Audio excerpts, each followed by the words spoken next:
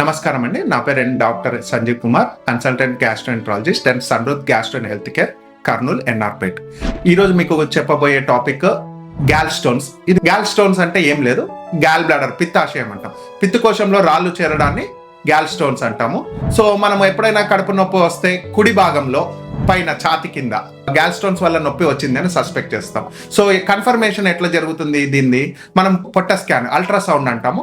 Scan చేసినప్పుడు మన gall bladder లో స్టోన్స్ ఉంటే గ్యాల్ స్టోన్స్ అంటాం. సో గ్యాల్ స్టోన్స్ చూసిన వెంటనే కంగారు పడాల్సిన అవసరం లేదు, ఎందుకంటే ప్రతి 10 స్కాన్లలో 3 గ్యాల్ స్టోన్స్ కనపడుతూనే ఉంటాయి. సో గ్యాల్ బ్లాడర్ స్టోన్స్ వచ్చినప్పుడు ఎవరు ట్రీట్మెంట్ తీసుకోవాలా, ఎవరు సర్జరీకి వెళ్ళాలా అనేది ఇప్పుడు మీకు చెప్పబోతున్నాను.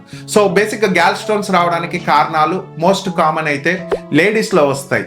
లేడీస్ లో హార్మోన్స్ అయినా వీటి వల్ల, జెంట్స్ కంటే లేడీస్ లో మోస్ట్ కామన్ గా గ్యాల్ స్టోన్ వస్తాయి. నెక్స్ట్ ఇన్ఫెక్షన్స్, మన పేగులో, లివర్ లో, పిత్తు పోయే రూట్ లో ఎక్కడైనా ఇన్ఫెక్షన్స్ ఉంటే గ్యాల్ బ్లాడర్ స్టోన్స్ వస్తాయి.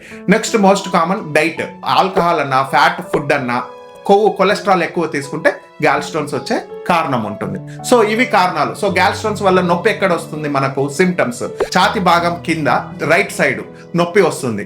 సో ఈ నొప్పి ఇనిషియల్ గా స్లోగా స్టార్ట్ అవుతుంది, ఒక 10-15 మినిట్స్ నొప్పి పెరుగుతుంది, వెనికిల వీపు వైపు వెళ్తుంది, లేదా మన రైట్ సైడ్ షోల్డర్కి వెళ్తుంది. ఇట్లా నొప్పి ఫ్రీక్వెంట్ గా వచ్చినా మనకు సర్జరీకి ఇది indication. Next common indication for surgery of the gall stones, size 1 centimetre కంటే పెద్దగా ఉంటే మనము సర్జరీకి వెళ్ళొచ్చు.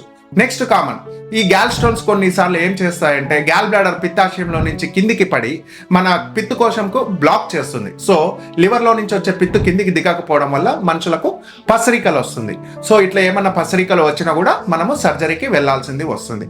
నెక్స్ట్ కామన్ వచ్చేసి ఈ గ్యాల్ స్టోన్ వల్ల వచ్చే కాంప్లికేషన్ ప్యాంక్రియాటైటిస్. ఎప్పుడైతే ఈ గ్యాల్ స్టోన్ గ్యాల్ బ్లాడర్ నుంచి కిందికి జారి పడుతుందో ప్యాంక్రియాటైటిస్ వస్తుంది. మనకు పొట్ట నొప్పి చాలా సివియర్ గా వస్తుంది, అడ్మిట్ అవ్వాల్సిన టైం అది. సో అంత సివియర్ నొప్పి వచ్చినప్పుడు, ప్యాంక్రియాటైటిస్ అయినప్పుడు గ్యాల్ స్టోన్స్ వల్ల మనము గ్యాల్ స్టోన్స్ కి సర్జరీకి వెళ్తుంది. సో ఇప్పుడు మనకు సర్జరీకి వెళ్లాల్సిన ఇండికేషన్స్: 1, సివియర్ గా నొప్పి రావడము, తరచుగా రావడము, పసరికలు రావడము, ప్యాంక్రియాటైటిస్ రావడము, సైజ్ ఆఫ్ ద స్టోన్ పెద్దగా ఉండడం.